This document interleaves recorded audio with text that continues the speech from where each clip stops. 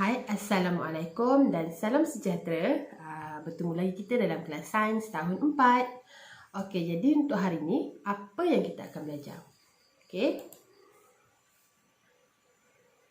Okey, dah sedia? Jom.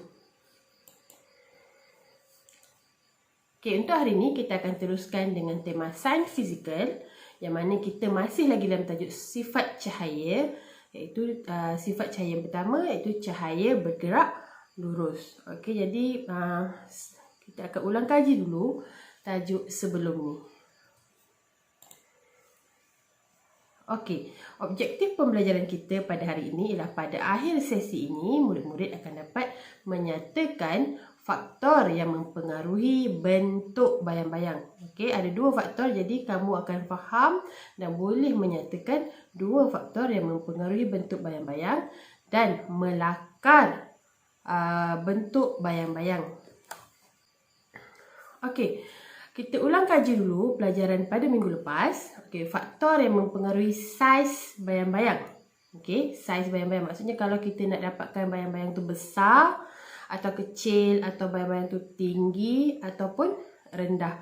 Jadi ada dua faktor yang mempengaruhi saiz bayang-bayang. Okey, yang pertama ialah jarak antara sumber cahaya dengan objek. Okey, kalau sumber cahaya tu dan objek tu rapat, bayang-bayangnya akan besar. Okey, yang kedua ialah jarak antara objek dengan skrin. Okey, kalau objek tu makin dekat dengan skrin, bayang-bayang yang terhasil, okey, objek makin dekat dengan skrin, bayang-bayang terhasil kecil. Kalau objek dekat dengan skrin kecil. Kalau objek jauh dengan skrin, bayang-bayang terhasil ialah besar. Okey, itu ialah faktor yang mempengaruhi saiz bayang-bayang. Okey, ini kita belajar minggu lepas. Okey, jadi hari ini kita tengok faktor yang mempengaruhi bentuk bayang-bayang. Okey, mempengaruhi bentuk bayang-bayang. Okey. Mari kita fikirkan, bolehkah satu objek mempunyai bentuk bayang-bayang yang berbeza? Okey, sebelum kita dah tahu satu objek boleh ada bayang-bayang yang besar, bayang-bayang yang tinggi dan bayang-bayang yang rendah ataupun kecil. Tapi boleh tak satu objek yang sama mempunyai bentuk yang berlainan? Maksudnya contoh botol air ni, bolehkah dia menghasilkan bentuk yang segi empat ke, bulatan? Okey, jadi itu yang kita akan tengok hari ini. Okey, bayang-bayang mengambil bentuk luaran objek. Okey, kita kena tahu bayang-bayang mengambil bentuk luaran objek. Dia akan ambil bentuk luaran objek. Kalau ada benda macam ni pun takkan masuk dalam bayang-bayang, dia cuma ambil bentuk luaran objek yang menghalang cahaya.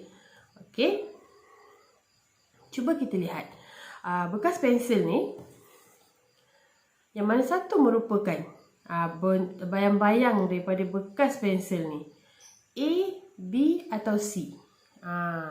Ataupun semua ni boleh jadi bentuk bayang-bayang yang terhasil daripada objek yang sama. Cuba kamu fikir. A ke B ke C? Takkan yang bulat silinder boleh dapat petak. Jadinya itu yang kamu kena fikirkan. Okey, kalau tanya cikgu, dia kata semua ni boleh jadi bentuk bayang-bayang yang tu. Sebab tu kita kena uji dulu, betul ke ketiga-tiga ni akan jadi bentuk bayang-bayang.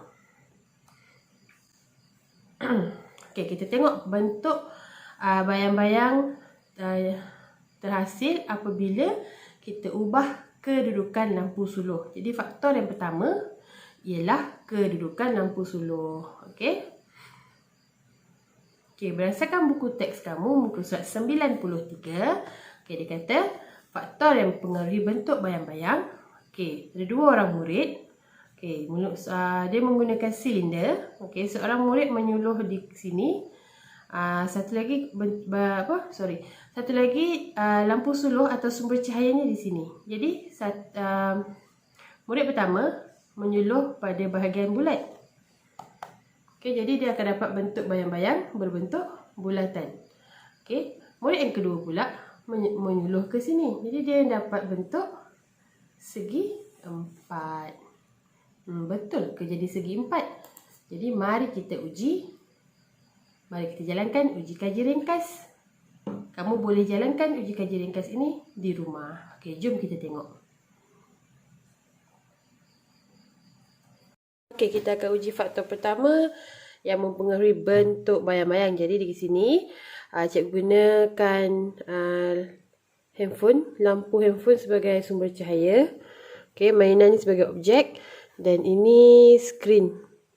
Okey, pada dinding cikgu letakkan kertas. Jadi kita tengok pada kedudukan pertama, okey, ini ialah bentuk bayang-bayangnya. Dia akan dapat bentuk yang terkena lampu. Jadi kita ini kita tahu kereta mainan lori. Jadi kita akan ubah kedudukan lampu suluh, kita gerakkan. Okey, kalau kamu tengok bila lampu suluh sumber cahaya bergerak, okey, bentuk bayang-bayangnya pun berubah.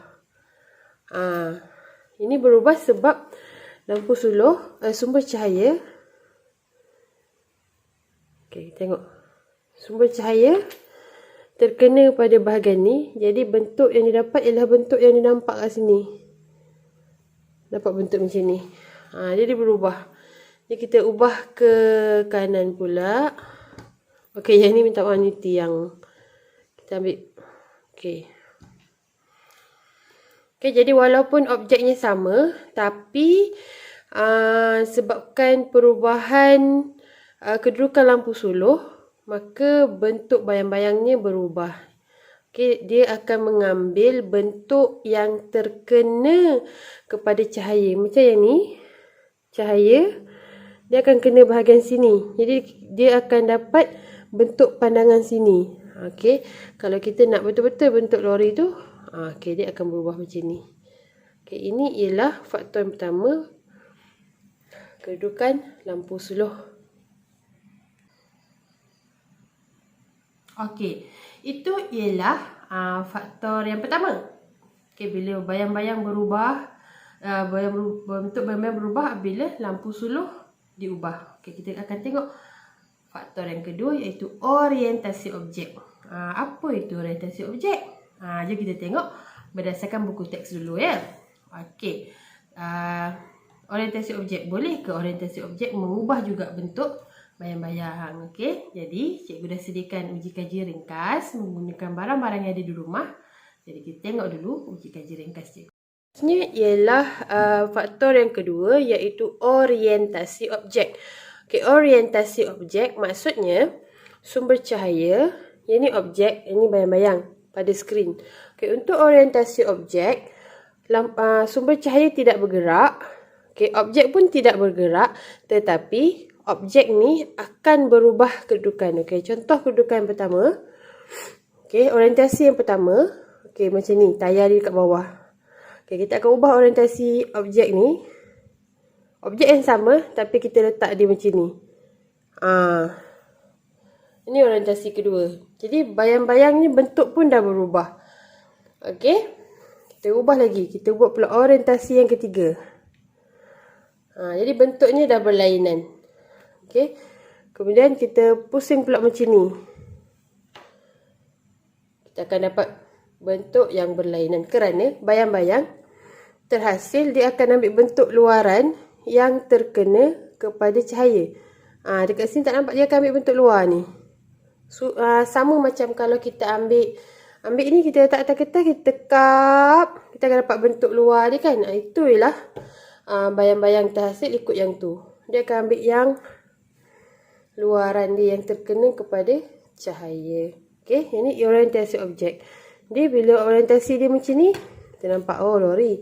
Tapi bila orientasi dia macam ni, kita akan nampak tayar dia kat atas. Kalau dia macam ni, kalau macam ni, nampaklah macam mana bentuk bayang-bayang berubah. Walaupun objeknya sama, tapi orientasinya berubah. Orientasi ni lah maksud orientasi. Objek tu tak berubah kedudukan, tapi dia berubah dia punya cara kita letak dia. Okey, yang ni. Okey. Jadi berdasarkan aktiviti hari ini, kesimpulannya, bentuk bayang-bayang boleh berubah apabila kita mengubah kedudukan sumber cahaya. Okey, dan juga bila kita mengubah orientasi objek. Okey, mula-mula macam ni. macam ni. Okey. Bila orientasi objek berubah ataupun kedudukan lampu suluh berubah, bentuk bayang-bayang juga akan berubah. Jadi itulah dua faktor yang mempengaruhi bentuk bayang-bayang. Yang pertama, kedudukan lampu suluh. Yang kedua ialah orientasi objek. Okey. Ini dia. Yang pertama ialah kedudukan lampu suluh, yang kedua ialah orientasi objek. Jadi cikgu harap kamu dapat faham dan dapat ingat faktor yang mempengaruhi bentuk bayang-bayang. Okey, setakat tu je untuk hari ini. Kita jumpa lagi pada kelas yang akan datang. Okey, untuk tajuk seterusnya kita akan belajar tentang pantulan cahaya. Okey, jumpa lagi. Bye.